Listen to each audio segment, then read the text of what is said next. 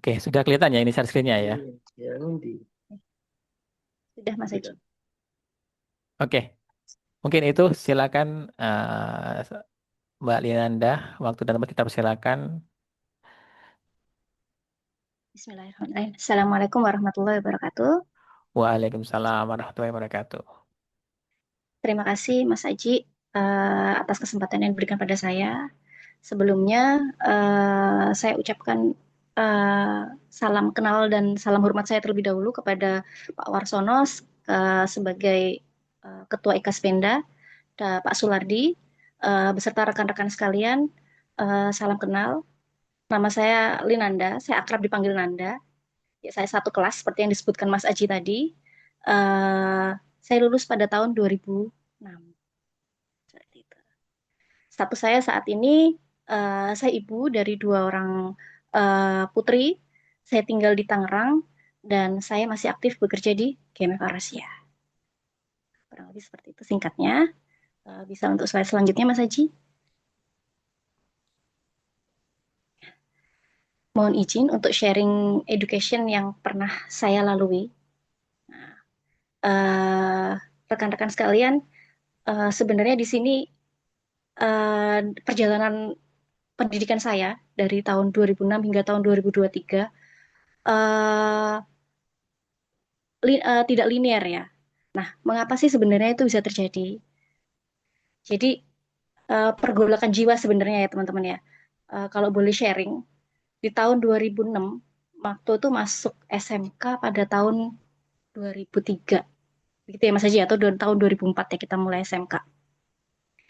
Eh Saya masih ingat betul bagaimana ketika itu teman-teman dari SMK Penerbangan promosi ke sekolah saya di Mojokerto.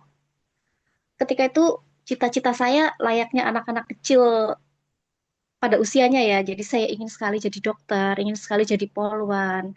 Kelak apabila diberikan kesempatan saya ingin kuliah di Erlangga, di Brawijaya, kurang lebih seperti itu paradigmanya waktu itu. Nah, tapi kodarullah takdirnya ketika teman-teman promosi ke sekolah saya entah kenapa tertarik sekali dengan seragam yang dikenakan. Jadi eh, waktu itu mungkin tidak ada pendalaman ya ini sekolah apa. Jadi saya pokoknya tertarik di first-nya aja ya, first sight-nya aja. Sepertinya keren nih kalau saya sekolah di situ seperti itu. Nah, singkat cerita, saya minta izin nih kepada orang tua saya. Saya pengen masuk nih SMK penerbangan. Sepertinya di sana eh, menjanjikan nih saya untuk nanti bisa kayaknya habis sekolah saya kerja seperti itu. Jadi cita-citanya langsung langsung belok tuh yang tadinya pengen jadi apa karena tertarik kalau promosi tadi saya jadi berpindah haluan seperti itu. Awal mula masuk pendaftaran saya sempat shock. Jadi eh, oh ternyata ini STM ya seperti itu. Saya ini perempuan banget, tapi mayoritas teman saya laki-laki seperti itu. Itu pergolakan jiwa yang pertama terjadi di diri saya, rekan-rekan sekalian. Saya nggak tahu ya apakah ada teman perempuan atau adik-adik perempuan yang mengalami sama seperti saya. Mungkin bisa diambil baiknya aja nanti di akhir. Nah, saya ingat betul bagaimana orang tua dengan beratnya mengizinkan saya. Izin itu bisa turun, eh, saya mengertilah bagaimana perjuangan orang tua saya untuk memahami saya. Jadi, saya harus bertanggung jawab atas keputusan yang saya ambil. Jadi, selama 3 tahun belajar di SMK Penerbangan, saya mencoba untuk mencintai bidang yang sudah saya ambil ini. Waktu itu saya jurusannya aviation electric ya Mas Haji ya, kelistrikan. Ya, Saya AMR berusaha, ya. iya, saya berusaha menyukai. Padahal sebenarnya ini bergejolak nih, berlawanan antara keinginan dan kenyataan seperti itu. Nah, singkat cerita, saya merasa saya ada di lingkaran yang salah nih, tapi saya harus tetap jalan. Gimana caranya? 3 tahun berlalu, saya ikut tes GMF. Pada waktu itu keputusannya adalah saya lulus cadangan, rekan-rekan sekalian. Wah, tidak ada rasa sedih, tidak ada rasa bahagia di situ. Mungkin bahagianya adalah, oh saya bisa bisa langsung kerja nih, saya nggak terlalu memberatkan orang tua saya untuk kuliah. Yang pertama itu. Tapi yang kedua, saya harus menutup. memupus cita-cita atau keinginan saya yang saya tanamkan dari kecil. Nah, singkat cerita lagi, alhamdulillah saya lulus. Ternyata lulus cadangannya diambil. Oh, alhamdulillah. Saya berangkat ke Jakarta pada waktu tahun 2006 bulan Agustus. Saya diberikan course singkat Basic Aircraft Mechanic, Basic Aircraft Maintenance ketika itu. Karena GMF waktu itu belum punya izin terkait AMTO, jadi kami hanya mendapatkan materi saja. Sementara untuk basic license-nya kami harus berjuang sendiri ketika itu untuk tes berkali-kali ke DKU PPU untuk lulus. Seperti itu ceritanya. Nah, ketika teman-teman saya sudah pada lulus, tinggal saya ini yang nggak lulus-lulus. Jadi tidak ada beban juga di situ. Karena apa? Karena saya lagi-lagi tidak mencintai dunia yang sedang saya terjuni. Tapi saya sudah terlanjur merantau, di mana di rantauan itu saya harus struggle ya, saya harus bisa mencukupi kebutuhan saya. Nah, orang tua saya karena merasa saya anak perempuan yang jauh dari orang tua, adik saya dikirimlah ke sini buat menemani saya dan adik saya sekolah lagi di SMK Penerbangan Tangerang. Seperti itu. Tapi karena adik saya laki-laki, jadi ya mungkin nggak terlalu ngelenceng gitu ya dari fitrahnya mungkin gitu. Meskipun saya juga sebenarnya semua ilmu itu nggak ada yang lenceng dari fitrah ya, tinggal minatnya aja mungkin. Nah, saya berusaha di situ di tahun berjalan, saya tetap mencari minat dan bakat saya ini di mana sih teman-teman? Saya ini sebenarnya cocoknya di mana? Padahal waktu itu saya masih ikatan GMF nih. Jadi tahun 2007-2008 tuh saya belum diangkat. Saya masih kontrak. Tapi tetap saya mencoba ke Lion. Nah, ceritanya waktu itu saya keterima di Lion nih. Sebagai apa ya? Sebagai pasasi, kalau tidak salah sebagai pasasi atau tiketing. Nah, karena untuk menjalani profesi itu juga butuh course juga ya. Saya ditrainingkan singkat tuh selama 1 minggu. Nah, rekan-rekan saya ini kebalikannya rekan-rekan teknisi. Jadi mayoritas perempuan yang dandan, yang kumpul-kumpul, yang seperti itu. Nah, jiwa saya bergejolak lagi nih. Yang tadinya saya kecewek-cewekan tapi udah terbiasa berkumpul dengan laki-laki, saya dikumpulkan lagi dengan perempuan-perempuan dengan bidang bidang keilmuan yang belum pernah saya pelajari sebelumnya. Ini ada pergolakan lagi nih. Akhirnya kesempatan itu tidak saya ambil. Saya maju, saya mengatakan bahwa saya mundur, mohon maaf atas eh, segala yang terjadi ketika itu saya menghadap ke HRD Lion. Saya kembali lagi menekuni dunia saya di GMF. Nah, lalu di tahun 2013 saya memutuskan untuk saya harus kuliah sepertinya. Nah, kuliah apa nih yang cocok sementara saya kerja? Nah, ketika itu GMF alhamdulillahnya mengadakan kuliah kelas karyawan. Jadi dosennya yang dipanggil ke GMF. Nah, waktu itu jurusannya ditentukan nih oleh pihak manajemen. Mungkin biar relate kali ya dengan bisnis perusahaan. Jadi cuman ada beberapa jurusan aja tuh waktu itu. Nah, saya mengambil ekonomi manajemen waktu itu dan saya sempat kuliah di sana. Di akhir 2016, alhamdulillah saya sudah lulus kuliah. Nah, lalu di tahun 2020 pergolakan jiwa lagi nih sebenarnya. Bagaimana saya pada akhirnya mengambil magister ilmu pendidikan dan ilmu pengetahuan sosial. Seperti itu, education timeline saya. Silakan Mas Haji untuk saya selanjutnya.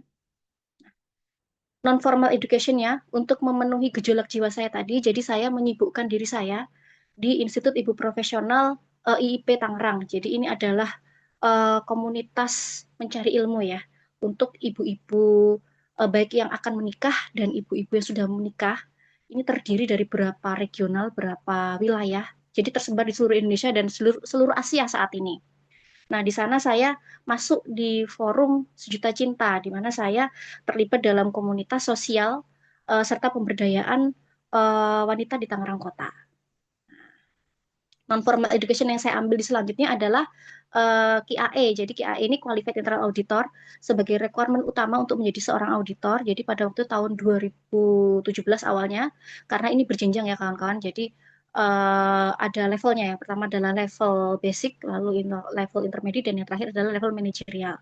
Saya berhasil mengantongi gelar non formal QAE ini di tahun 2017-2018 kurang lebih. Selanjutnya Mas Haji. Nah, ini work experience saya singkatnya di GMF. Jadi karir saya diawali sebagai cabin maintenance mekanik ya waktu itu. Nah, kerjaannya apa saja sih? Jadi cabin mungkin sama-sama kita pahami ya, mungkin teman-teman GMF atau teman-teman dari perusahaan lain sudah pernah bersharing mungkin ya mengenai apa sih kerjaan utamanya teknisi itu, teknisi dasar, teknisi pemula. Yang pertama tentunya hal-hal yang kecil-kecil terlebih dahulu ya, seperti melakukan remote install nih pada komponen. Tapi karena saya spesifik di area cabin, jadi saya melakukan job desk tersebut di area cabin saja.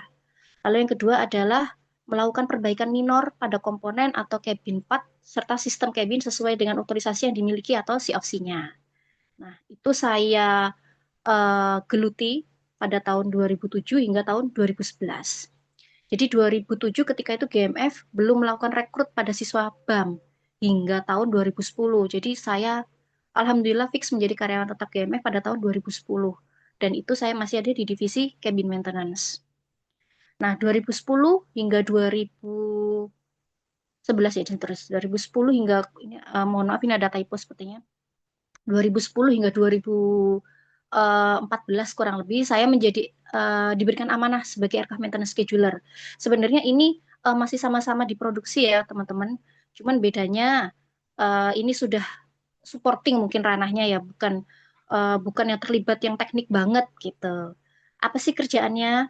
Yang pertama melakukan pemantauan aktivitas produksi harian. Jadi kita sebenarnya monitoring aja sih kerjaan teman-teman di produksi, di hanggar, di base maintenance, di line maintenance seperti apa. Lalu melakukan pengendalian nih terhadap pelaksanaan kegiatan produksi. Jadi pengendalian atau kualitinya sudah terjaga atau belum di sana. Lalu yang ketiga adalah melakukan persiapan kebutuhan harian untuk mendukung kegiatan operasional. Jadi kebutuhannya apa sih? Oh, slotnya ada nggak? Slot untuk pesawat masuk, untuk base maintenance, seperti itu. Lalu job card-nya sudah ada belum? Lalu paket maintenance-nya seperti material, man hours, itu sudah disediakan atau belum? Jadi kurang lebih kerjaan aircraft maintenance scheduler seperti preparation ya terhadap work execution. Lanjut Mas Haji. Nah, di tahun selanjutnya saya diberikan amanah kembali untuk menjadi seorang planner. Jadi, apa sih planner itu? Planner itu kan banyak ya, ada planner material, ada planner maintenance, ada planner proyek yang seperti itu. Nah, planner ini layaknya orang tua asuh, kurang lebih apa analoginya seperti orang tua asuh yang punya beberapa anak asuh di bawahnya. Nah, waktu itu saya diberikan amanah untuk memegang kurang lebih ada 14 atau 15 pesawat NG, Next Generation-nya Garuda. Jadi di sana saya bertanggung jawab nih, apa saja nih asupan yang harus dimakan si anak-anak tadi, si pesawat 15 tadi, mulai dari minor maintenance-nya, seperti letter check-nya ya, uh, before departure check-nya yang ada di terminal itu bisa kita temui, A-check-nya, hingga diceknya sampai level dikembalikan ke uh, apa Mas Haji yang penyewa tuh lesor ya, dikembalikan ke lesor. Jadi kita bertanggung jawab atas kebutuhan terkecil si pesawat ini hingga kebutuhan terbesar. Bagaimana sebuah program maintenance itu dibuat. Jadi kurang lebih definisi planner aircraft maintenance itu seperti itu. Lalu yang kedua memantau jadwal pelaksanaan perawatan pesawat. Jadi sama-sama kita pahami ya rekan-rekan bahwa jadwal perawatan pesawat itu dilaksanakan ada yang berdasarkan kalender atau ada yang berdasarkan flight hours atau flight cycle-nya. Nah, jadi treatment ke masing-masing pesawat ini beda-beda. Ada yang lebih dulu turun si ceknya nih, si A. Si B ini ternyata pesawat baru nih, oh baru level A cek nih. Sampai ada yang harus dikembalikan nih atau harus di-refresh lagi seperti itu. Nah, di fase terakhir, insya Allah semoga terakhir ya teman-teman sekalian. Dalam 2021 hingga saat ini, saya diberikan kesempatan kembali Kalau internal auditor ini melalui internal assessment ya ketika itu karena ada kebutuhan di sana. Nah, apa sih tugas-tugas internal auditor tuh? Nah, yang pertamanya yang sudah saya lakukan adalah melaksanakan audit program nih dari perencanaan hingga rekomendasinya. Jadi bagaimana satu audit program dalam 1 tahun ini dibuat. Jadi ada 4 kuarter di sana. Apa saja sih tema audit yang mau diangkat? Berdasarkan apa sih audit itu dilakukan? Yang seperti itu. Lalu hingga bagaimana seorang auditor bisa memberikan rekomendasi atas segala temuan atau permasalahan yang terjadi. Lalu yang kedua tugasnya adalah apa saja sih biasanya audit-audit yang dilaksanakan? Nah, biasanya audit kontrak kalau di GMF, audit perpajakan, audit bea cukai. Lalu bagaimana sih pengelolaan harga di sana? Gimana sih membentuk harga buat kita bisa ngejual nih produk kita ke pihak ketiga, misalnya ke Sriwijaya, ke Lion, seperti itu ya. Lalu ada juga nih audit uang muka atau bagaimana sih ngukur kinerja karyawan. Nah, seperti itu. Lah, tugas yang ketiga adalah bertugas sebagai budget controller. Jadi di internal audit ini saya diberikan tugas khusus menjadi budget controller dinas, di mana saya tugas utamanya adalah bagaimana kontrol budget yang sudah diberikan perusahaan bisa cukup uh, dan tidak minus seperti itu. Dan terakhir adalah di tahun 2024 saya terlibat dalam pendampingan penilaian eksternal, yakni BPKP. Jadi penilaian eksternal ini wajib ya teman-teman dilaksanakan. Kalau ada internal berarti ada eksternal. Nah, siapa sih yang menilai internal audit? Harus pihak luar dong. KAP misalnya atau BPKP mungkin. Lah, terus kegiatan dan inisiatif lain saya apa di luar? Yang pertama, di lingkungan saya, tempat saya tinggal ini, saya pernah ditawari ketika itu untuk bagaimana apabila menjadi partner dari satu yayasan pendidikan Ar-Rahman Insan Mulia. Jadi pada tahun 2018 saya diminta untuk membuka cabang tahsin tahfiz ya di dekat wilayah saya tinggal. Bagaimana kami bisa memfasilitasi kebutuhan warga sekitar yang membutuhkan pembelajaran terkait bidang tersebut. Lalu bagaimana kami bisa meneruskan tujuan mulia dari induk yayasan tersebut. Lalu yang kedua adalah saya mencoba diri untuk terjun dalam dunia pendidikan. Ini saya mendirikan Bima Solusi Kids pada tahun 2018 hingga tahun 2021. Jadi pada saat itu pas COVID saya memutuskan untuk berhenti sejenak. Kalau nggak salah waktu itu saya diberikan amanah yang lain, saya hamil. Jadi sepertinya saya belum maksimal untuk multitasking di hal yang lain. Jadi saya meminta untuk henti sejenak dari apa namanya kegiatan Bimba yang pernah saya lakukan. Lanjut, Mas. Nah, di sini saya mau izin sharing ya teman-teman.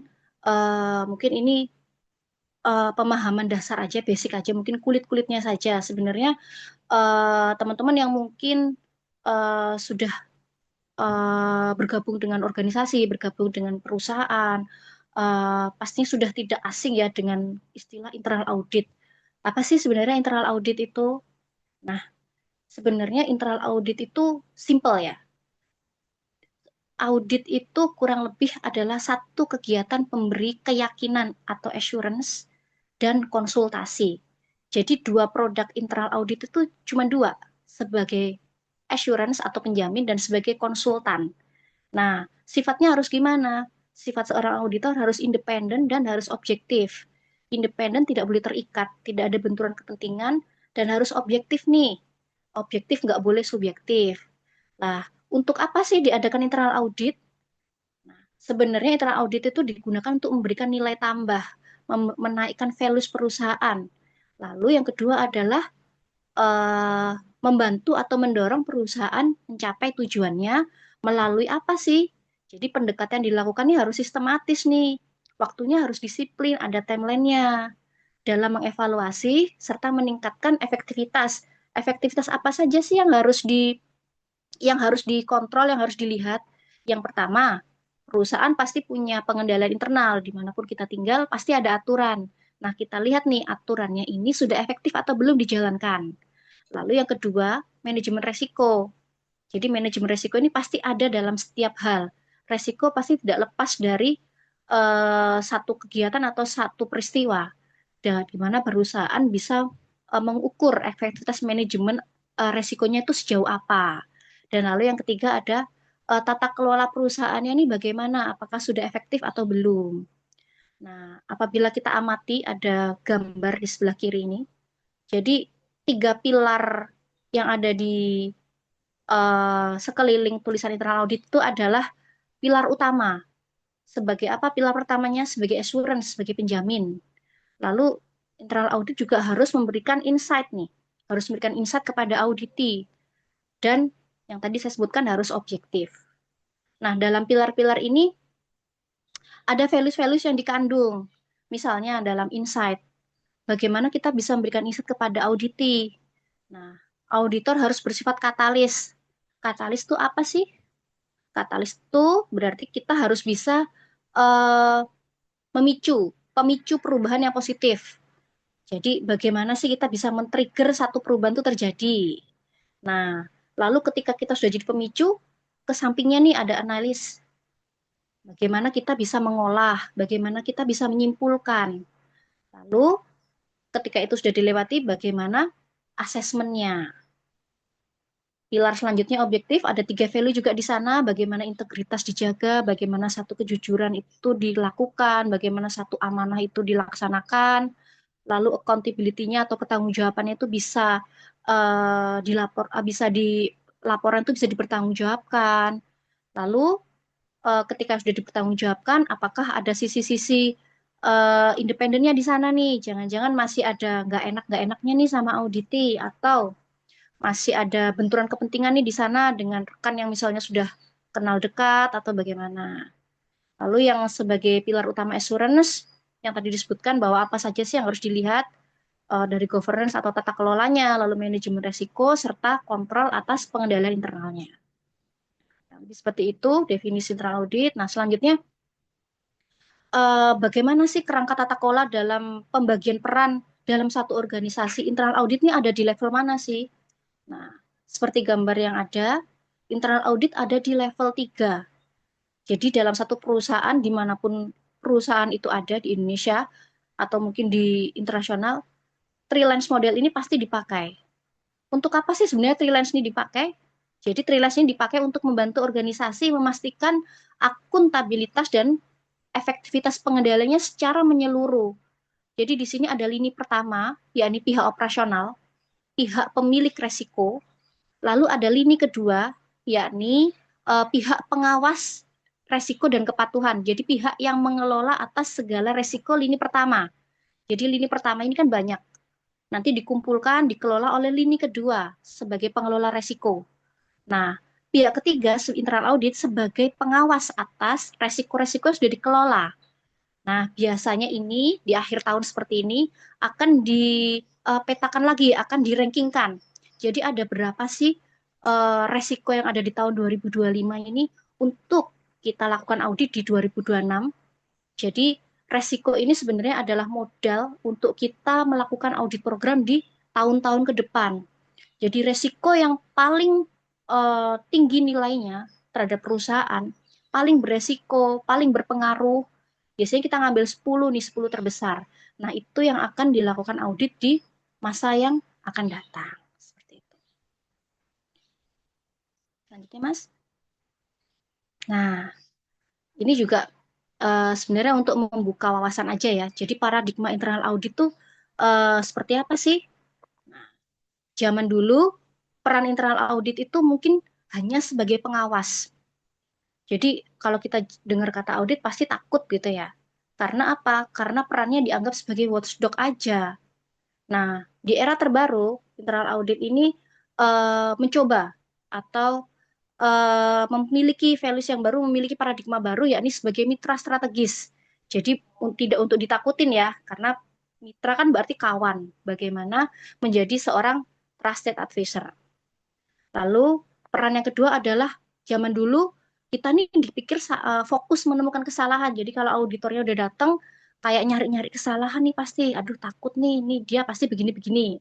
Nah, di era terbaru ini fokus kita adalah memberikan nilai tambah. Jadi majunya bareng-bareng nih, seperti itu. Bukan untuk nyari-nyari kesalahan, tapi untuk meluruskan apa yang belum tepat. Seperti itu. Nah, zaman dulu pendekatannya reaktif. Jadi nunggu dulu nih ada masalah, baru kita audit. Nah, di era sekarang proaktif. Jadi lebih inisiatif ya, lebih dulu. Jadi eh, kita harus mencegah nih, karena peluangnya bisa terjadi. Jadi paradigmanya diubah dari reaktif jadi proaktif. Lalu yang zaman dulu kita terkesan cuma koreksi aja nih, cuma korektif doang. Nah, era sekarang korektifnya ditambah nih values-nya apa?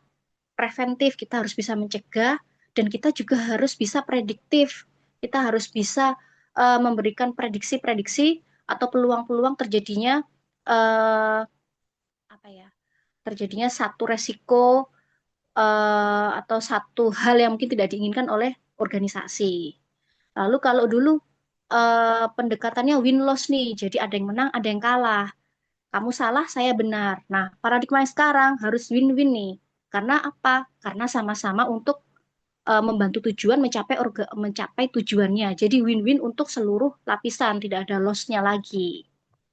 Dan yang ketiga adalah zaman dulu fokusnya adalah penyimpangan. Pokoknya yang salah-salah ini yang di bold nih.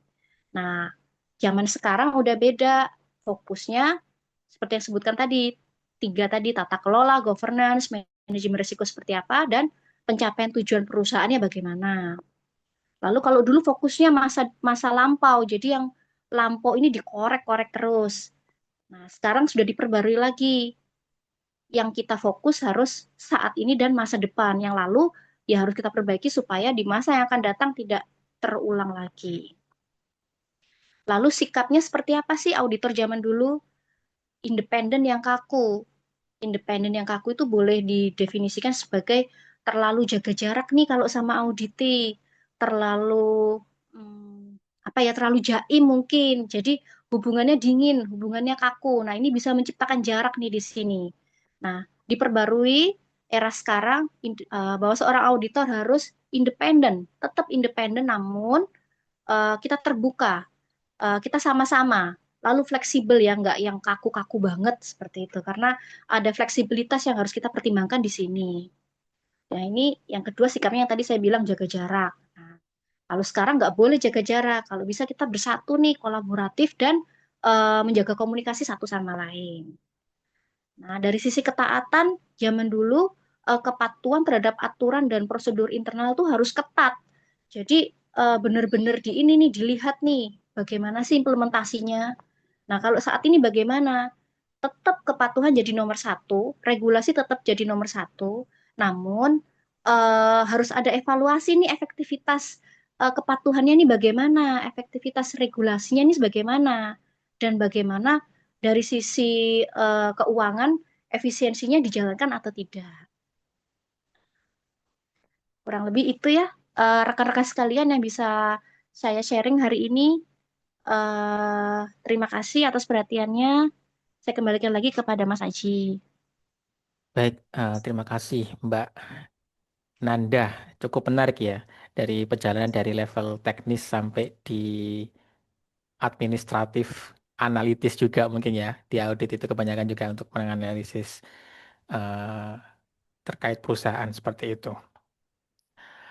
Oke, mungkin dari teman-teman di sini ada yang ingin bertanya, silakan bisa langsung open mic atau melalui kolom chat dipersilakan seperti itu. Jadi sebenarnya kalau dari saya sendiri saya dulu sudah terjawab ya. Kenapa sih Nanda ini kok milih SMK penerbangan gitu kan? Secara dulu waktu SMP itu kalau nggak salah kan di SMP favorit ya di Mojokerto itu ya. Kemudian ini lapo iki nang penerbangan nih. Saya tahunya waktu itu di SMA penerbangan waktu kelas satu waktu MOS ya, waktu awal loh ada Mbak ini gitu kan. Dulu kan mungkin kita sering ketemu itu waktu naik angkot mungkin ya kalau pulang sekolah gitu ya atau berangkat sekolah gitu kan. Ngapain masuk SMK STM gitu kan. Ternyata sudah terjawab. Oke, mungkin dari teman-teman ada yang perlu ditanyakan terkait sharing hari ini atau ngobrol bareng alumni hari ini.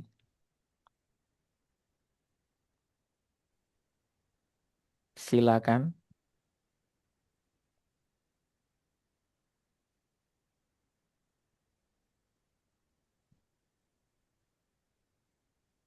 Oke. Kalau mungkin belum ada yang bertanya, saya awali dulu ya, Mbak Nanda ya. Ini kan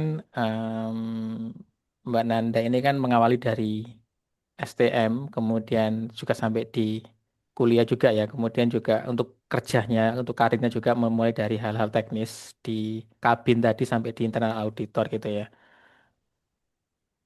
Nah, kalau boleh tahu, apakah saat ini sudah menemukan passionnya di internal auditor itu ya? Maksudnya ternyata internal auditor ini gue banget gitu ya mungkin ya, kira-kira Mbak Nanda. Iya. Em, Perjalanan ya yang menjawab ya Iya. Mas Haji. Lalu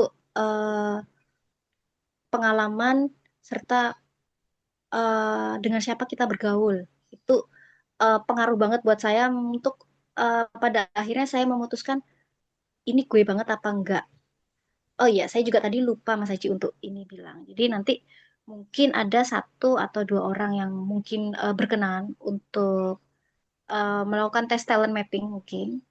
Jadi Hmm. saya memberikan dua tiket untuk teman-teman yang mungkin berkenan untuk ikut mengukur nih. Jadi apa yang pernah saya lakukan dulu pada akhirnya saya mengambil jurusan yang nggak linear nih. Kenapa saya ngambil pendidikan? Kenapa saya ngambil manajemen?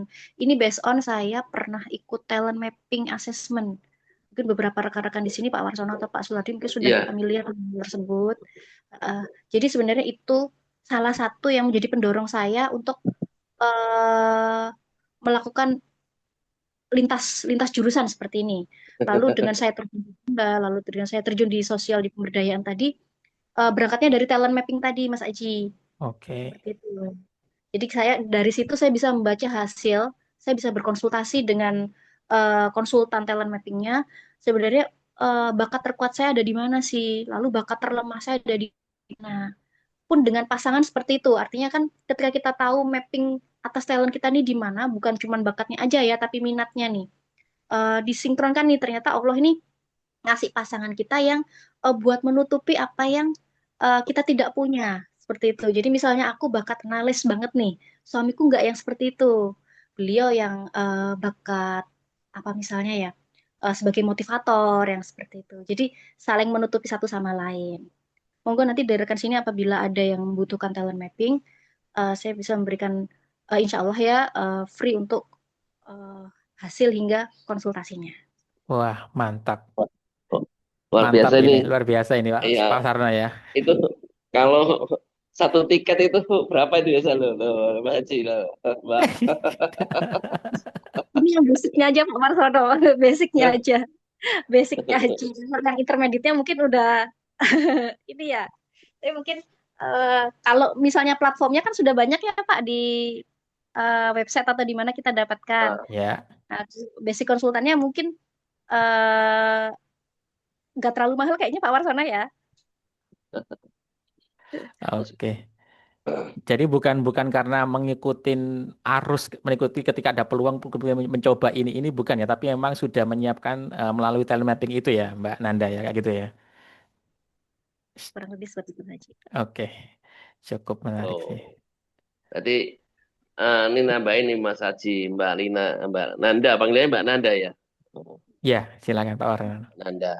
Berarti mengapa saya tadi agak heran loh. Nanti ikan dari manajemen kok ngambil magisternya di manajemen pendidikan, kok nggak di manajemen eh, di MM gitu. Itu kan gelarnya MPD berarti ya.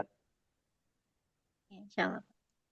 Ya, Nah, gelarnya MPD manajemen pendidikan bukan manajemen murni ya. Magister manajemen. Nah, ya. Tapi paling enggak saya juga eh, salut luar biasa. Dan ini untuk Pak Lati juga Nun Sewu ya. Artinya bisa dikasih inspirasi ke siswa. Artinya eh, pengen sukses itu artinya STM penerbangan itu hanya salah satu batu loncatan saja basicnya. Kalau pengen sukses seperti Mbak Nanda itu ada suatu tahapan loncatan-loncatan yang harus dilalui. Kita lihat dari dari pengalaman juga pendidikan di apa di samping pendidikan formal juga pendidikan non formal tadi pendidikan keahlian. Jadi kayak keahlian atau profesi kayak di auditor itu kan ada pendidikan profesinya gitu loh. Ada yang tiga basic, yang basic mula, media maupun yang juga advance ya. Nah, artinya begitu ada formasi atau promosi di tempat kerja, artinya kita sudah menyiapkan diri, kita punya kapasitas, kualitas yang memantaskan untuk posisi jabatan itu, sehingga ya situ memang tempat kita yang di posisi itu gitu ya. Saya menyingkapi seperti itu sih. Artinya, tapi saya juga asik apa, ekspresif juga di samping dengan segala kegiatan yang banyak, Mbak Nanda masih juga aktif di kegiatan-kegiatan sosial, organisasi gitu. Ini dibagi waktunya seperti apa ini, Mbak?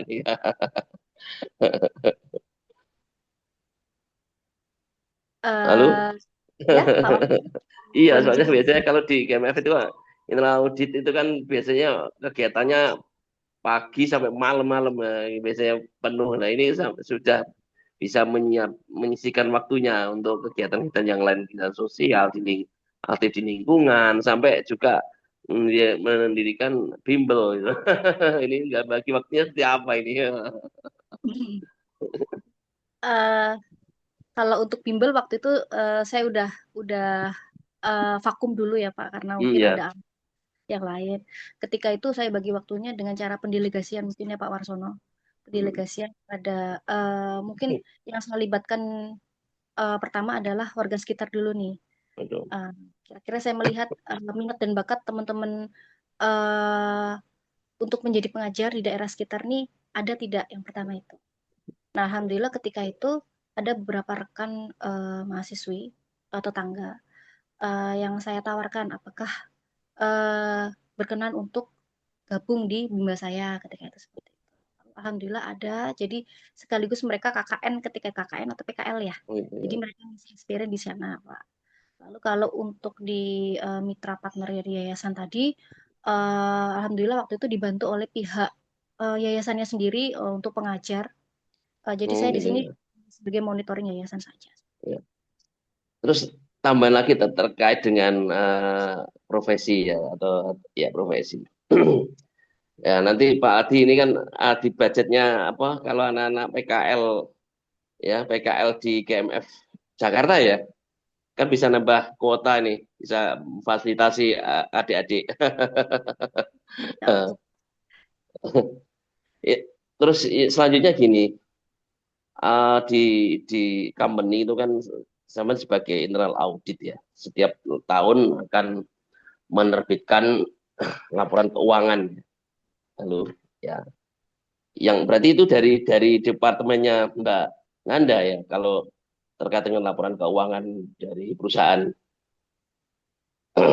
Sebelum sebelum dipublish kan biasanya juga ada, di samping dari internal audit nanti ada external audit ya, yang akan di assessment sama external audit, baru fix, baru dirilis di publik terkait dengan laporan keuangan perusahaannya.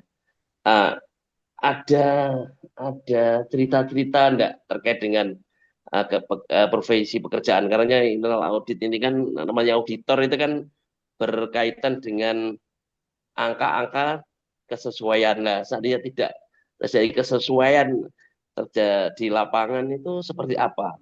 Nah, kan itu soalnya terkait dengan apa tadi ya, manajemen risiko, atau juga terkait dengan apa istilahnya ini, istilahnya ini integritas atau seperti apa kan, banyak godaan-godaan kalau di auditor itu lah.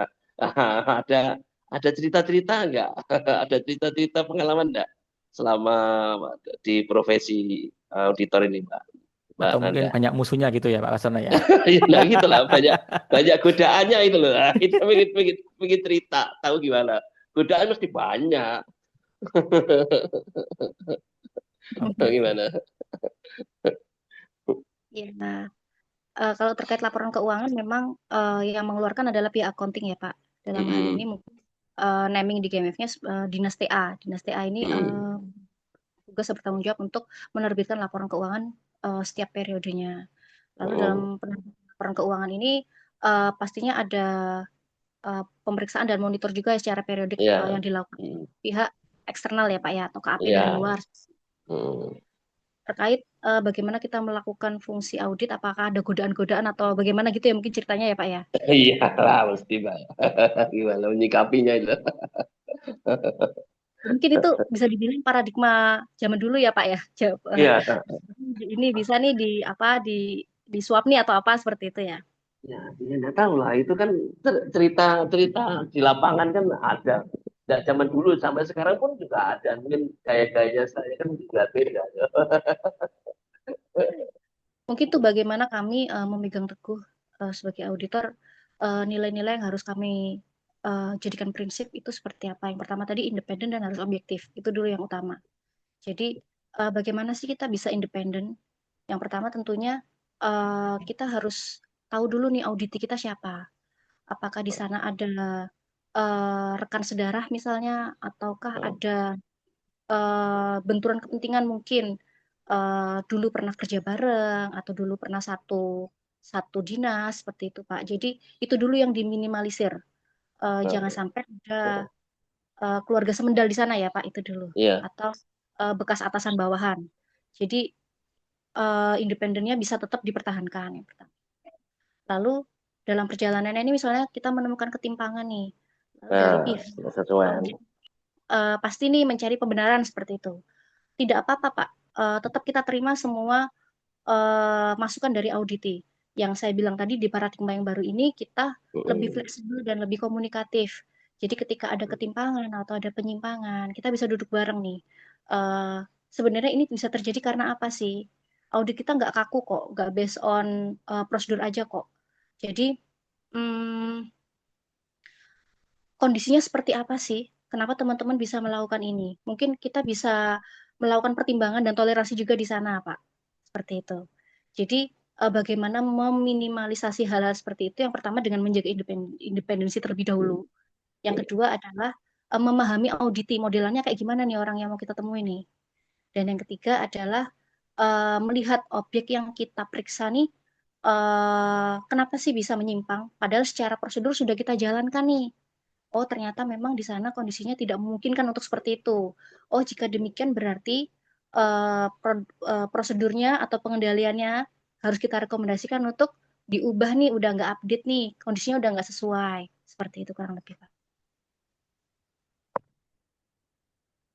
Baik, luar biasa. Inilah apa generasinya yang alumni SMA Perbankan yang patut kita banggakan. Artinya dimanapun amanah tetap punya nilai nilai integritas yang tinggi, ya dipakati moral yang luar biasa. Apalagi anak didiknya jadi suatu teladan panutan kepada kita semua. Ya, oke, itu aja. Yang lainnya nama saya Jasmine. Moga silakan. Kasih Mbak Nanda. Oke, baik. Sama-sama. Terima kasih Pak Warsono. Ini ada pertanyaan dari kolom chat. Langsung saja saya bacakan ya dari Mas Muhammad Faisal Akbar. Ada dua pertanyaan. Yang pertama adalah apa saja syarat menjadi seorang auditor?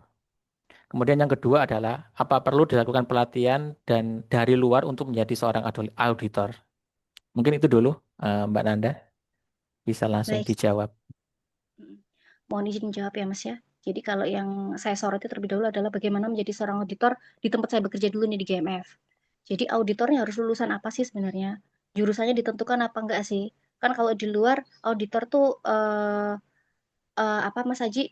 Hmm, ini ya harus yang dari akuntansi seperti itu ya. Iya, benar. Nah, kalau di GMF alhamdulillah auditor kami dari berbagai disiplin ilmu ya, dari berbagai background. Nah, kenapa demikian? Karena pemeriksaan kita dilaksanakan menyeluruh. Organisasi ini nggak bicara akuntansi doang nih, nggak bicara keuangan doang. Nah, di sana disiplin ilmunya apa aja sih? Nah, kebetulan kalau di GMF ada pendidikan seperti saya, ada mungkin manajemen sumber daya manusia, lalu ada teknik industri mungkin banyak di sana, juga ada hukum. Nah, hukum nih buat apa sih? Buat ngelihat yang saya bilang tadi, bagaimana sih prosedur itu berjalan, tata kelola, pengendalian internal, seperti itu. Ada juga statistik nih, nah statistik buat apa? Tentunya kita di sana kan toolsnya pasti data dong. Nah, gimana sih data ini bisa diringkas, bisa disajikan, seperti itu. Jadi kurang lebih basic keilmuannya itu dulu ya. Jadi nggak prasyarat harus akuntansi seperti itu. Teknik pun ya, bahkan ada beberapa teman dari produksi yang diberikan kesempatan untuk jadi auditor. Mereka dari ada yang teknik mesin, ada yang teknik listrik, karena diambil apanya? Oh, diambil experience-nya nih. Setidaknya teman-teman dari produksi ini tahu operasional di lapangan seperti apa. Nah, apa perlu dilakukan pelatihan dari luar untuk jadi auditor? Tergantung perusahaannya, Mas. Kalau di GMF, kami harus melakukan eh, training QAE yang disebutkan tadi, Qualified Internal Auditor. Nah, Qualified Internal Auditor ini berjenjang nih dari level basic dulu nih, kita belajar apa aja. Lalu di level tingkat lanjutan, dan terakhir di tingkat level manajerial ini udah implementasi ya. Nah, itu sebagai prasyarat basic untuk jadi auditor kalau di GMF. Seperti itu. Oke, terima kasih ya Mbak Nanda ya. Gimana Mas Faisal? Apakah sudah cukup menjawab? Ini nggak ada yang mau open mic ini ya untuk bertanya langsung ini ya. Oke, mungkin lanjut dari Coach Rahardian Rizal. Ini alumni berapa ya kalau boleh tahu ya? Apa? Pak Ari mana Pak Ari? Lulus 2008. Ini yang apa namanya Rahadia Rizal nih, Rahadian Rizal. Betul, Mas. Oke, mungkin langsung bisa langsung bertanya langsung Mas Rizal. Lagi sakit gigi ini. Isi iso ngomong ini loh. Perlu pulang ke mana Mas Pandaan tuh. Oke, baik ini saya coba langsung bacakan aja Siapa, ya, Ardi? Mas Rizal ya. Oke, saya coba follow up tentang offering talent mapping tadi. Biaya dan proses pelaksanaannya bagaimana setelah result didapatkan? Apakah ada pendampingan atau peserta hanya menerima report saja? Seperti itu, Mbak Nanda. Ya, sebenarnya di sini terkait talent mapping ini saya sebagai jembatan aja ya Mas Radian ya. Jadi kebetulan ada rekan saya, beliau adalah praktisi talent mapping. Jadi sebenarnya kalau kita lihat talent mapping ini kan sudah banyak ya platformnya di internet ya. Hmm. Tinggal mau pilih yang mana sih yang paling cocok sama kita. Nah, kebetulan waktu itu saya pilih platformnya Abah Royani nih Mas. Jadi nanti mungkin bisa di search talent mapping Abah Royani. Di sana platformnya gratis. Nah, result yang didapatkan nanti basicnya bisa kita konsultasikan nih ke praktisinya. Nah, mungkin nanti kalau Mas Radian berkenal, boleh saya jembatani ke beliau. Biayanya berapa? Biayanya kurang lebih kalau untuk basic itu nggak nyampe 100.000 sih, Mas. Proses pelaksanaannya ya tentunya dengan Mas mengisi asesmennya terlebih dahulu, lalu nanti untuk membaca dan untuk bukan ke pendampingan ya, tapi lebih ke arahan ya. Jadi Mas Radian ini bakat terkuatnya di mana sih? Bakat minat terkuatnya di mana, terus bakat terlemahnya ini di mana. Itu beliau yang akan memaparkan. Nah, kalau pengen memang lebih deep lagi, lebih dalam lagi, ada lagi tuh Mas yang mungkin disebutkan Pak Warsono tadi. Jadi ada asesmen mungkin lebih detail gitu kali ya. Itu di level selanjutnya. Dan mungkin di sana nanti di level ketiganya ada juga tawaran mungkin atau jika berkenan menjadi praktisinya sendiri nih. Itu juga sudah diadakan setiap berapa periode lah di berbagai kota itu, Mas. Tentunya dengan praktisi-praktisi telemapping juga. Oke. Oke, mungkin menyambung terkait talent mapping ini ya, Mbak Nanda ya. Ini saya rasa sudah cukup menjawab ya untuk Mas Hardian Rizal ini. Sebenarnya talent mapping ini bisa dilakukan untuk siswa-siswa di level apa Mbak Nanda mulainya? Mungkin di level SD apa sudah bisa atau harus mulai dari level SMA atau gimana ya Mbak Nanda ya? Kalau saya pernah tanya, saya pernah konsultasi, sebetulnya saya juga pengen pengen tahu nih bakat anak saya terkuat di mana ya Mas Haji ya. Itu bisa Mm-mm. dilakukan di level SD. Level SD minimal kelas 5 ya, kelas 5, kelas 6 seperti Oke, berarti mulai kelas 5, kelas 6 sudah bisa dilakukan talent mapping gitu ya. itu. Kalau metode sendiri itu apakah kayak semacam sniffing gitu-gitu enggak ya? Apa beda ya? Snifin tuh yang pakai. pakai sidik jari bukan ya, Mas? Iya benar. Beda ya. Beda, beda Beda sih jauh ya. ya. Aku Oke. typing ini kan yang abang ini murni asesmen ya, Mas ya. Iya dari asesmen ya. Oke. Ini izin Mbak Nanda. Ya, Silakan. Iya Mbak. Mbak bisa di-share ini nggak Mbak? Apa ya? Nomor WA atau sosial media agar kita bisa keep in touch gitu terkait talent mapping. Ini saya perlu deh ini. Mbaknya oh tinggal baik. di Sepatan Mbak ya? Enggak, saya enggak di Sepatan, Mas. Oh tidak. Oke Ya oke. nanti dulu ini saya berikan nomor beliau saja ya, Mas Oke. ya. Ya oke. Terima kasih Mbak Nanda.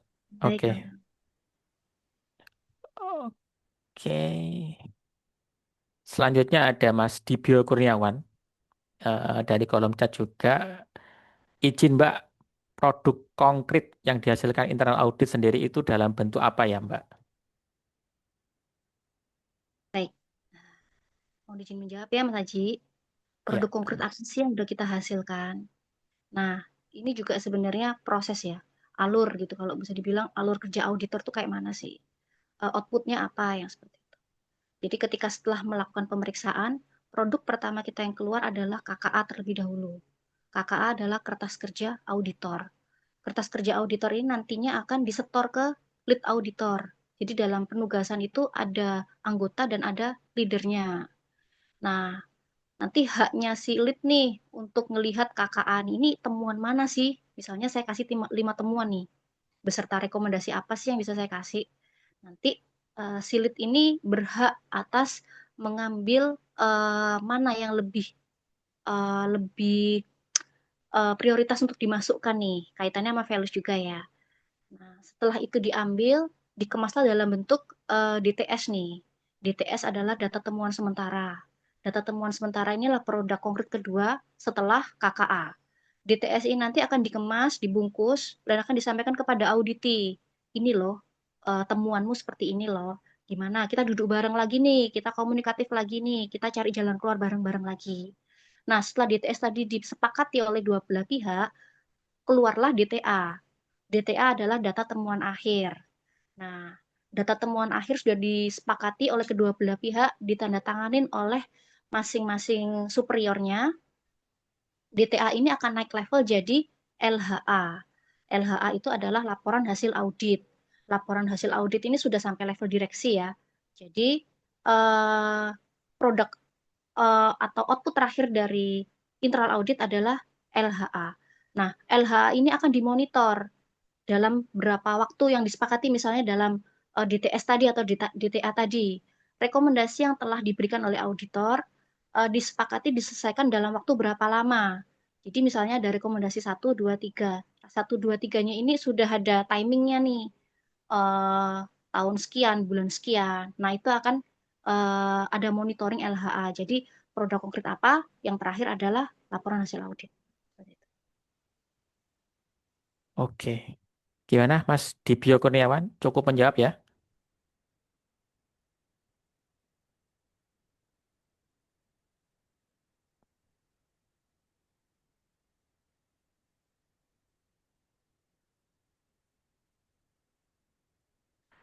Oke. Oke, terima kasih Mbak Nanda ya. Cukup detail tadi untuk menjawab pertanyaan dari Mas Dibio. Oke, selanjutnya mungkin ada yang perlu ditanyakan dari rekan-rekan alumni. Oh ya, ini ada Pak Ari juga ya. Pak Ari sudah datang. Selamat datang Pak Ari. Ini salah satu apa namanya pendukung NBA ini Pak Ari ini. Lanjut Yang Ji. membuat saya tetap bersemangat ini mengadakan NBA tiap bulan ini. Lanjut. Oke, dari rekan-rekan lain ada yang perlu ditanyakan lagi mungkin?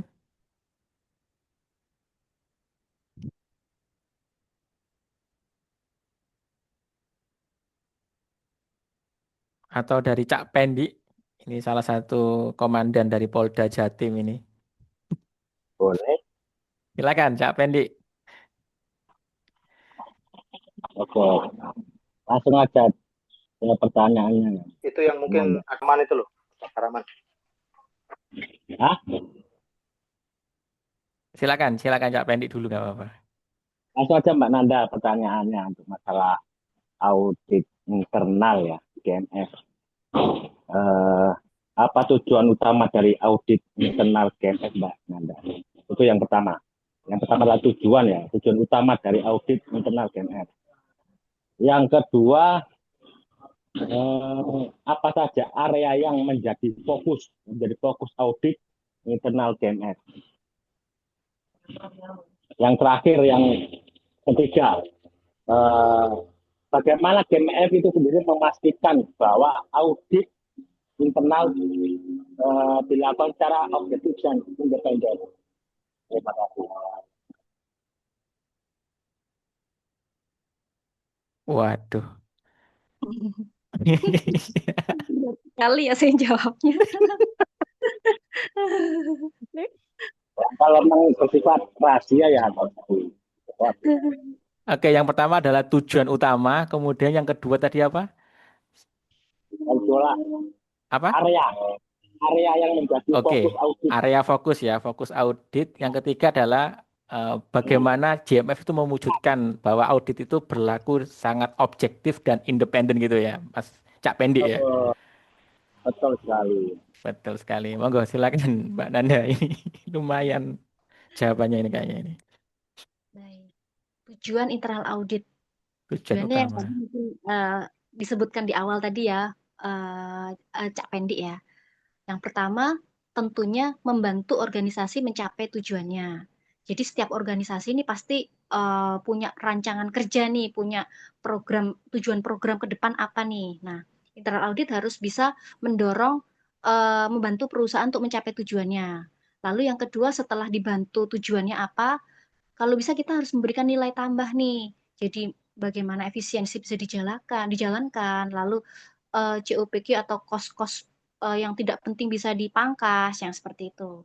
Nah, dengan cara apa sih internal audit? Yang tadi, bagaimana kita memastikan efektivitas atas tiga pilar tadi, tata kelolanya bagaimana, pengendalian internal bagaimana, lalu manajemen resikonya sudah efektif apa belum. Kurang lebih itu ya Mas ya, tujuan dasar atau tujuan utama internal audit itu untuk apa sih dalam satu perusahaan? Terus yang pertanyaan kedua tadi apa ya Mas Haji? Yang pertanyaan kedua adalah area fokus yang untuk apa melakukan audit di JMS itu di bidang apa aja atau di mana aja gitu ya. Seperti itu Nah, kurang lebih. sebenarnya ini juga banyak ditanyakan oleh teman-teman di produksi ya. Kayaknya kok kerja kita itu nggak kelihatan. Kamu itu ngapain aja sih sebenarnya kayak gitu audit-audit tapi kok nggak pernah ngelihat fisikmu seperti itu. Nah, sebenarnya juga perlu sosialisasi sih ke lini-lini bottom line ya. Eh, Kayak apa sih kerja kita itu seperti apa sih outputnya? Eh, Jadi area mana sih yang kamu audit nih tahun ini atau tahun depan? Nah, based on yang tadi saya bilang, audit internal itu ada di lini ketiga sebagai pengawas atas manajemen resiko. Nah, manajemen resiko ini adalah modal. Modal awal kita menentukan audit di masa yang akan datang. Jadi lini pertama kalau di GMF itu ada banyak. Dinas-dinas di GMF itu ada banyak. Nah, di sana di setiap lini ditunjuk PDCA resiko yang bertugas mengumpulkan, memetakan, dan ranking nih, resiko yang ada di lini di dinas A nih yang paling tinggi apa ya? Lalu sampai resiko terendah.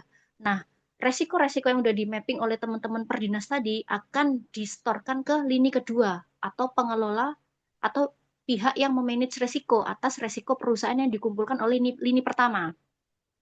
Nah, oleh lini kedua tadi setelah dikumpulkan, dievaluasi, akan dirankingkan kembali nih top 10 risk di tahun 2026 nih apa saja.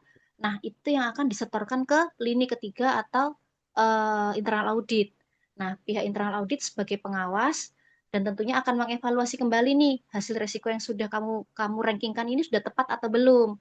Nah, ketika sudah ada kesepakatan, sudah ada data yang distorkan, itulah yang menjadi area fokus utama bidang atau tema audit yang akan dilakukan di tahun depan.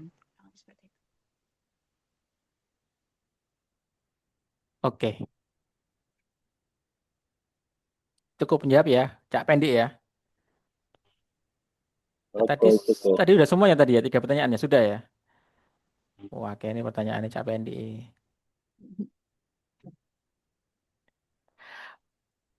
Oke, tadi yang ketiga sudah ya Mbak Nanda ya, yang terkait apa namanya, bagaimana JMS itu memastikan bahwa audit yang dilakukan itu benar-benar independen dan objektif ya tadi itu ya. Coba ya Mas Haji ya. Bagaimana sih akurat apa enggak sih lu benar-benar dikatakan objektif dan independen. Iya Jadi benar. uh, internal audit ini kan juga harus punya auditor juga ya. Nah, siapa sih yang berhak mengaudit kita? Tentunya biar independen juga harus pihak luar ya. Nah, dalam hal ini eksternal auditor. Eksternal auditor ini setiap berapa periode sekali, mungkin nggak hanya BPKP ya, mungkin ada KAP yang swasta juga yang harus atau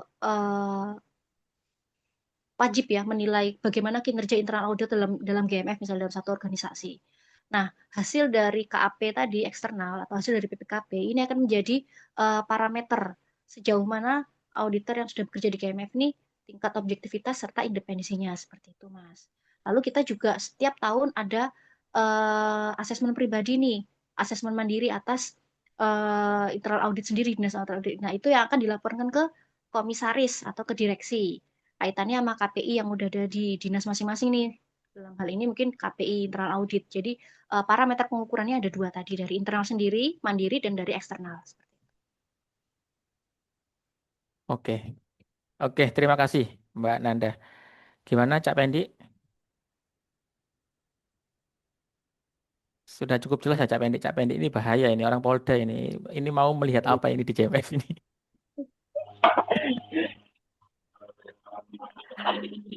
Apalagi ya ini ya. Audit ini apa mempengaruhi dengan masalah pribadi Mbak Nana?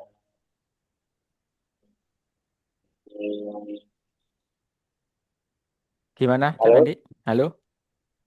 Audit internal ini apa mempengaruhi dengan masalah pribadi? Apakah pengaruh dengan masalah pribadi? Maksudnya masalah pribadi apabila ada auditor yang punya masalah dengan auditi seperti itu, Cak Pendi? Iya, betul. Nah, Sampai yang bermasalah sampai auditor.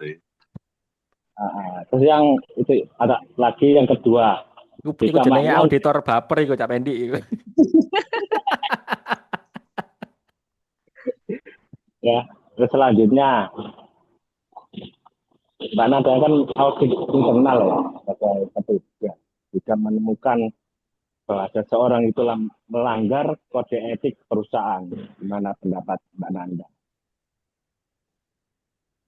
Terus selanjutnya, jika menemukan bahwa kinerja karyawan tadi tidak sesuai dengan standar yang diharapkan. Terima kasih, Mbak Nanda. Oke. Ini mungkin pertanyaan terakhir ya buat Cak Pendi ya, biar nggak tanya-tanya lagi ya. Terakhir aja lah. Nanti mungkin ada yang terakhir. Oke, silakan Mbak Nanda. apa tadi Mas Iji? Aduh, ngehang apa ya? Lupa yang pertama tadi. Yang pribadi tadi. Yang terkait gimana ya, maksudnya gimana menyikapi ya kalau misal ada antara auditor dengan auditi itu ada masalah pribadi gitu loh. Itu apakah memang harus kita sebagai auditor kita sendiri yang melakukan auditnya atau gimana seperti itu ya Mas Pendi ya? Atau mungkin ada rekan lain gitu ya? Ya, mungkin ini relate sama pertanyaan yang sebelumnya tadi ya, bagaimana kita menjaga independensi kita. Lagi-lagi bicara independensi ya, jangan ada benturan kepentingan atau kalau dalam hal ini kaitannya ada konflik ya di dalamnya.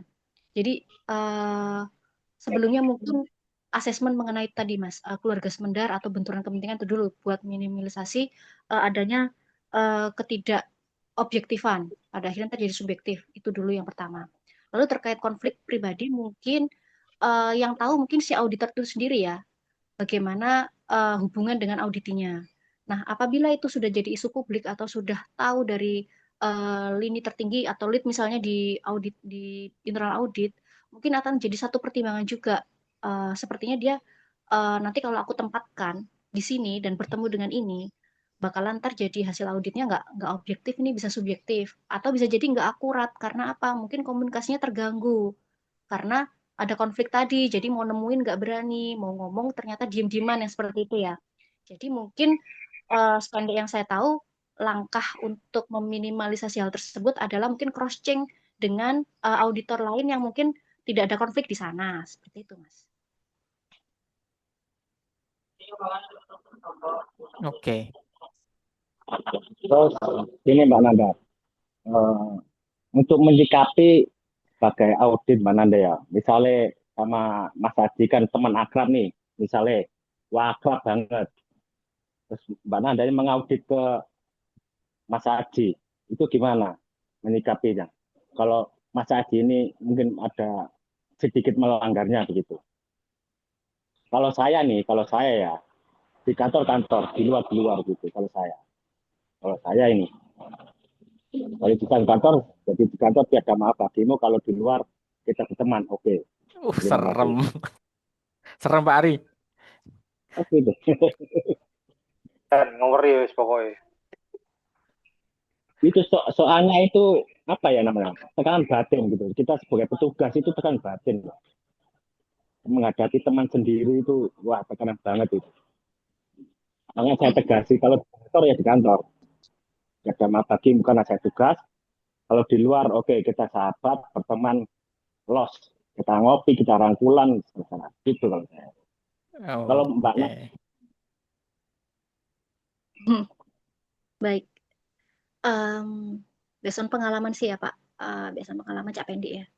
Jadi sebenarnya kedekatan, pertemanan erat, atau relasi dekat itu sebenarnya modal awal sih, modal awal buat seorang auditor untuk bisa memproyeksi nih sepertinya proses audit yang aku jalankan bakal lancar nih. Karena apa? Karena di sana ada teman dekat saya. Artinya informasi atau segala data yang kita butuhkan bisa dengan mudah kita dapatkan. Yang pertama itu dulu. Nah, tapi ternyata ketika sudah berjalan, teman dekat kita tadi ternyata adalah pelakunya misalnya. Nah, bagaimana kita mau mengangkat satu temuan, tapi kita nggak enak ya sama teman dekat kita tadi. Nah,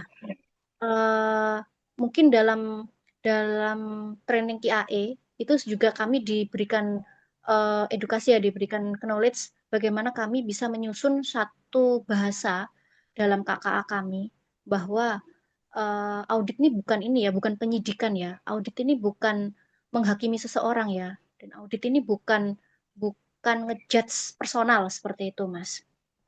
Jadi kata-kata hendaknya kami terlalu megang prinsip tidak menggunakan kata-kata tidak benar, tidak tepat seperti itu sih Mas. Jadi kami akan tetap mengangkat ketimpangan ini kenapa bisa terjadi, lalu kami akan tilik lebih dalam lagi kenapa ketimpangan ini bisa dilakukan oleh rekan kami tersebut. Namun bukan subjek yang kami angkat, tapi lebih ke dinas yang membawai mungkin seperti itu Mas. Atau nanti mungkin bisa kami sampaikan kepada superiornya bahwa untuk tim ini misalnya kami benar-benar tidak merujuk pada personal seperti itu, kecuali memang sudah ada indikasi fraud di sana, indikasi kecurangan. Nah, tapi selagi ketimpangan atau penyimpangan ini masih uh, tidak efektifnya prosedur atau mungkin tidak disiplin dan sebagainya, mungkin akan kami note secara besarannya saja, bukan merujuk pada personilnya seperti itu. Oke, mungkin itu cukup ya, Cak Pendi ya. Yang pertanyaan yang berikutnya mungkin saya skip dulu karena sudah terlalu banyak Cak Pendi bertanya di sini. Mungkin dari rekan-rekan yang lain ya, ada yang ingin bertanyakan mungkin dari Pak Karaman mungkin dan lain-lain. Pak Munif Karaman.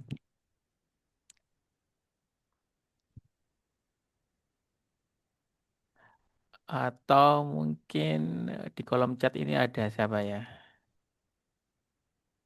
Oh, ini kayaknya kamu kenal ini Nanda. Ini dari Sofan, anak anak 3D ya dulu ya, nggak salah ya. Oh, Iya, iya, Sofan iya. ya. Kan rekan OSIS kalau nggak salah ini kayak Sofan ini ya. Ya, halo Mas Sofwan. Karena untuk mayak-mayak bin loh ini. Hai Maya, PSI Maya. Mas saya ngomong kan udah, bawa nih ya.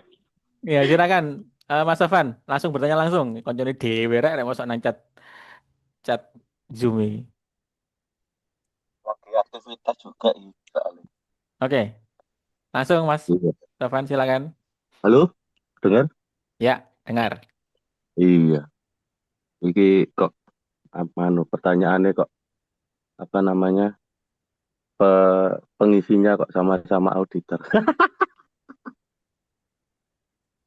Gak enak. Ini aku mau tanya Mbak Nanda, kalau untuk auditor internal eh, sampai sekup apa audit ke internal manajemen atau tidak, atau hanya untuk di skup-skup bawah? Karena kebiasaan itu, kalau sekup-sekup di bawah kita sudah audit ya, kita sudah audit itu pasti akan ya namanya perusahaan itu pasti akan ada yang namanya bermasalah dengan pihak manajemen. Nah, itu kita untuk menyikapi waktu audit di internal di area manajemen itu bagaimana? Kalau di GMF, manajemen adalah termasuk lini pertama, Mas. Artinya seluruh dinas, mau itu manajemen, mau itu accounting, mohon maaf ya kalau accounting udah ada eksternal auditornya sendiri ya, karena kami tidak boleh untuk mengaudit keuangan perusahaan. Jadi Ya, untuk manajemen, Biasanya kalau untuk keuangan memang gitu. quality, untuk learning, untuk produksi, base maintenance, semua masuk dalam lini pertama. Artinya apa? Ketika sudah masuk lini pertama, ada manajemen risiko yang distorkan ke lini kedua. Artinya manajemen termasuk dalam scope audit kita. Tinggal risknya aja Mas yang dirankingkan, masuk risk top 10 atau tidak, seperti itu. Nah, ya, kalau untuk yang di bawah, teman-teman operasional, mungkin auditnya jadi terbagi dua ya, Mas ya. Seolah-olah kan yang sering diaudit nih teman-teman bawah nih. Sebenarnya nggak sering juga ya, tapi karena auditnya ada dua macam, audit quality untuk memastikan kualitas kinerja atau produk ya. Tapi kalau kami kaitannya dengan audit bisnis, jadi nggak menutup kemungkinan pun teman-teman operasional bawah juga tetap kebagian untuk diadakan audit bisnis juga, seperti itu. Jadi nggak cuma audit quality nih, audit bisnisnya juga iya. Pun manajemen juga sama. Nggak lepas dari itu, Mas. oh gitu. Ya, yang sering terjadi itu kan gini, apalagi untuk mungkin ya kalau di JMF ya, itu kan beda kalau di internal seperti manufaktur yang lain itu kebiasaannya mereka auditnya itu kalau sudah mau audit seperti quality gitu itu pasti akan ketemunya nanti semua ini sudah kita laporkan Pak sebelum audit-audit yang lalu itu pasti berhentinya di manajemen. Nah, masalah manajemen ini yang kita audit itu juga apa ya? Ya kita kan istilahnya kalau audit internal kan masih ini ya masih bingung. Makanya tadi seperti yang dikatakan Cak Pendi itu ya kalau kita manage apa internal audit itu kan pasti ada kebimbangan gitu loh. Tapi kalau audit eksternal mungkin ya masih bisa lah kita bisa melaporkan manajemen kita seperti ini kan gitu. Nah itu yang jadi masalah itu yang kita audit internal ini kalau untuk menyentuh area manajemen itu bagaimana? Iya, Mas Topan. Jadi tools kita ada tiga tadi sih, Mas. Bukan pada siapa yang pihak yang kita audit, tapi eh, pada tools yang kita pegang saja. Scope audit kita apa, lalu apakah tiga pilar tadi sudah berjalan efektif atau belum. Kurang lebih seperti itu sih, Mas. Kalau dari sisi ini ya GMF ya. Jadi Hmm. kecuali mungkin kalau manajemennya yang dimaksud adalah sampai level direksi mungkin Mas. Jadi di sana mungkin bukan kita tidak patut menyentuh atau bagaimana, cuman mungkin ada sisi-sisi lain yang harus dipertimbangkan seperti itu. Tapi kalau manajemen Ya, yang dimaksud ya maksud manajemen saya itu manajemen yang sudah ya kalau kita kan setingkat direktur operasional, ya kan direktur operasional, terus dari project manajemen seperti itu kan kita kalau kalau di manufaktur kan pasti ada juga, kalau di kontraktor kan juga ada. Nah itu yang nyikapi yang seperti itu bagaimana Pak? Untuk ke setiap hariannya kan kita pasti di bawah mereka gitu loh. Tapi untuk waktunya audit internal ya benturan kita seperti itu. Dan teman-teman ya pasti ya seperti Cak Pendi tadi curhat colongan lah. iya, saya paham sih Mas Sofan. Iya, menyikapi yang seperti itu yang agak kita bagaimana harus bertindak gitu loh. Kita ya untuk di ya kita sharing sama-sama audit juga ya. internal itu paling paling berat itu memang di arah atas gitu loh, manajemen atas seperti manajemen operasional, direktur operasional, kabak kabak ini, kabak itu, kadif ini, kadif itu kan yang di situ yang jadi permasalahan. Karena nanti di bawah-bawah pasti ujung-ujungnya alah Pak di audit gini ya nanti mentoknya di situ gitu. Nah, itu pasti akan jadi seperti itu. Yang jadi masalah yang di situ itu. Iya, Penyikapinya kita itu bagaimana seorang auditor internal. iya. Mungkin kalau masih di level anggota mungkin ya Mas, kewajiban sependek ini yang harus dilakukan adalah eh, melaporkan produk kita dulu terlebih dahulu lah kepada satu tingkat di atas kita misalnya lead. Nah dalam hal ini lead nanti pasti akan juga melaporkan ke VP kita nih, VP internal audit sendiri. Nah nanti juga akan berjenjang ke atas pasti ya Mas Sofan ya. Tapi kita kan ada di bawah komisaris juga, ada di bawah komite audit juga, ada di bawah komite audit maksud saya. Nah mungkin ini belum ranah saya nih nyampe sana nih Mas. Apabila ada hal seperti itu, ntar bagaimana? Tapi sependek yang saya pahami, mungkin kalau udah nyampe top manajemen ya akan banyak reason ya di sana yang saya juga nggak paham dalamnya seperti apa Mas. Ya pasti akan banyak Mas pasti akan banyak ya ini itulah untuk masalah top manajemen. Kalau, kalau internal audit sih nggak masalah gitu kan, kita floor-flooran aja internal auditnya. Kalau eksternal audit kan enak gitu. Tapi kalau ini sudah masuk ke ranah internal audit itu yang ini nih waktunya audit nih gitu. Pasti kita kan juga, aduh, audit siapa ya bagian audit manajemen. Pasti kan bertanya-tanya gitu. Nah, itu yang sering sering saya alami gitu. Jadi, waduh, ini bagian manajemen siapa ini nanti kalau ke bagian manajemen lagi, wassalam nih. Oke, oke, mungkin itu ya Mas Sofan ya. Terima kasih banyak ya Ya, untuk sharing-sharingnya. Selanjutnya tadi mungkin ada Pak Munif Karaman yang raise hand ya. Silakan Pak Munif, monggo. Ayo, Kapten, Kapten Munif. monitor Kapten Munif. Halo, assalamualaikum. Salam. Waalaikumsalam. Oh Mungkin bisa on iya. cam Pak Munif. Oh iya, aku nggak Biar lagi ada di. Sewire. Waalaikumsalam Iya, warahmatullahi aku lagi ada di medical di siap, lagi siap. medex itu. Siap Pak. iya. Mbak Suaranya siapa ini izin mau tanya Mbak Mbak Nanda. siapa? Mbak Nanda, apa kabar Mbak Nanda? Sehat, Bapak. Alhamdulillah. Mbak Nanda boleh tahu Mbak Nanda auditor di divisi apa? Saya di TI, Pak. Di mana? Di Dinas TI, Pak. Dinas TI di Garuda Maintenance Facility, GMF. Ya, Pak. Halo? Iya, betul, Bapak. Oh ya, baik Ibu. Terima kasih. Dalam arti auditing ini auditing in structuring of aircraft maintenance atau auditing di dalam managerial internal atau auditing di human capital atau human development. Kami di luar skop teknik ya, Pak. Kami lebih ukur ke bisnis GMF. Oke. Oh ini bisnis core-nya ya. Lebih ke arah bisnis core ya berarti ya. Ke arah situ ya. Oke, kalau umpamanya mengarah ke arah situ, saya mungkin nggak terlalu banyak ada yang tanya, cuma ya cukup bagus saja. Saya pikir tadi ke arah technical engineer auditing, terutama untuk aircraft maintenance. Kalau aku lihat dari jejak apa tadi itu apa namanya itu? Kurikulum vitae-nya itu ada sempat di cabin maintenance lines, kemudian ada di mana aircraft airworthiness maintenance service juga ya, kalau nggak salah ya tadi ya. Kalau sekilas ngelihat. Tapi by the way, it's okay. Saya bangga juga ada alumni kita yang ada di sana.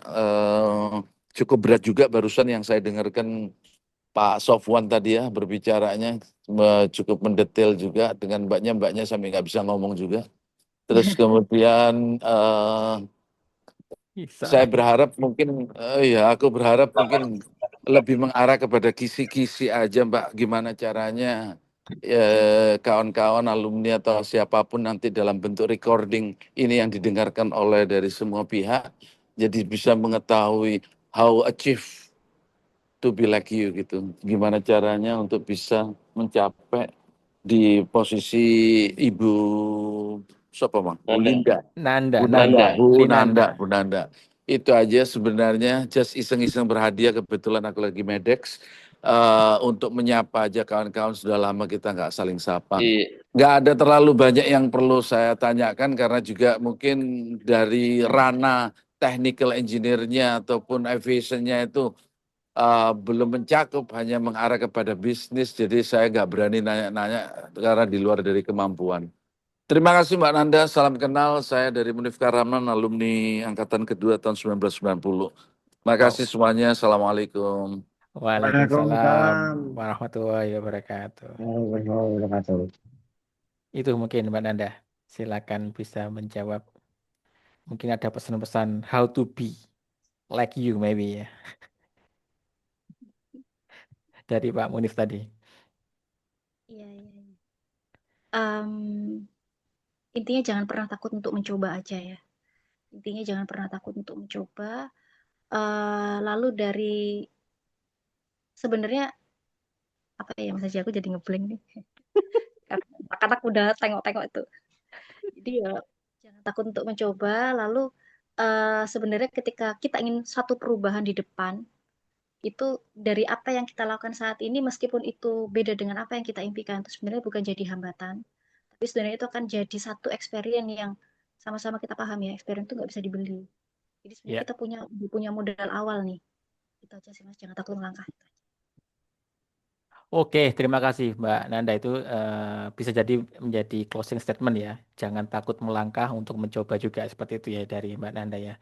Oke, rekan-rekan, mungkin itu Pak Ari ya, Pak Warsono, untuk NBE di bulan ini mungkin bisa kita cukupkan ya. Dan mohon maaf jika ada teman-teman yang mungkin bertanya belum sempat kita sampaikan, karena ini sudah waktunya sudah hampir 2 jam kita ngobrol bareng di sini. Begitu ya Pak Warsono, Pak Ari. Kapan cok pendek-pendek Noji tas gabung. Lah, awakmu tas gabung gak ket mau. Jam 09.00 Sorry wis bro, tet budal. Oke, auditan lo ono Luar material biasa ini narasumbernya untuk hari ini dan obrolan yang luar biasa juga. Iya, Mungkin Bapak saran Ketua, aja. saya agak telat. Oh, nggak apa-apa. Oke, nggak masalah Mas Andi. Andi mending telat timbang dicecar pertanyaan. Sing kepan dulu tak kasih. Oke, Jangan, mohon maaf, Pak Ari. karena saya soalnya di kapal laut, bukan kapal udara. Oke. Mbak Nandanya manajemennya kok. Oke, Pak Ari Hartanto. Iya. Iya, tadi kan dari Mbak Nanda kan memberikan apa namanya tiket ya untuk talent mapping atau assessment ya. Itu free. Nanti kita berikan ke gimana? Ke teman-teman ini yang ingin bisa menghubungi saya atau kita berikan ke siswa yang membutuhkan, seperti itu. Baiknya. Ya, mungkin dibicarakan di ngurus, nanti kita bisa komunikasikan dengan Pak Kadiglum. Kebetulan Pak Kadiglum di sekolah kan juga ada. Oke. Hadir di sini Pak Sunardi. Ya mungkin nanti bisa dikomunikasikan lah gimana bisa bersinergi dengan pihak sekolah. Mungkin seperti itu Pak Waryo. Untuk promosi pancingan diberikan ke siswa aja Mas Ari. Oke. Siswa yang kelas 12 sih yang lulus itu. Siap. Ya ke Pak Dua, ya Pak mau ada Pak Raldi nanti siapa best of the bestnya yang siswa nanti kasih 2 tiket free untuk ini. Talent mapping tadi ya. Iya. Oke, mungkin itu. Terima kasih banyak. Mungkin sebelum saya tutup ya, ini mungkin pertanyaan terakhir buat Mbak Nanda ya. Dari saya sendiri pribadi, Jadi kan Mbak Nanda kan sudah melewati banyak hal dari teknis sampai ke internal auditor ya. Mungkin masih ada nggak keinginan atau hal yang belum dicapai atau yang ingin dicapai di masa akan datang seperti itu Mbak Nanda kira-kira. Mungkin bisa sharing sedikit. Kepala caklah terakhir takon. Udah umur-umur segini mah udah nggak pengen apa-apa ya Mas Haji ya. Udah Oke. pengen jalan aja ya, lebih ngedevelop diri aja lah supaya bisa jadi suri tauladan minimal buat keluarga sendiri. Itu aja Oke, sih, Mas. nice. Good. Terima kasih Mbak Nanda, terima kasih rekan-rekan alumni. Sampai ketemu di ngobrol bareng alumni bulan depan ya. Nanti insya Allah akan segera kita info untuk narasumbernya. Oh ya, mungkin dari yang di sini, misal mau ingin jadi narasumber, silakan bisa WA saya. Nanti setelah menjadi narasumber akan langsung kita berikan sertifikat narasumber ya dari IKSPNDA. Seperti itu. Mungkin itu terima kasih banyak Pak Warsono, Pak Ari, rekan-rekan alumni semuanya, dan terutama untuk Mbak Linanda Kurniawidi sudah mau sharing di acara NB ini. Saya akhiri. Assalamualaikum warahmatullahi wabarakatuh. Waalaikumsalam warahmatullahi wabarakatuh. Assalamualaikum warahmatullahi wabarakatuh.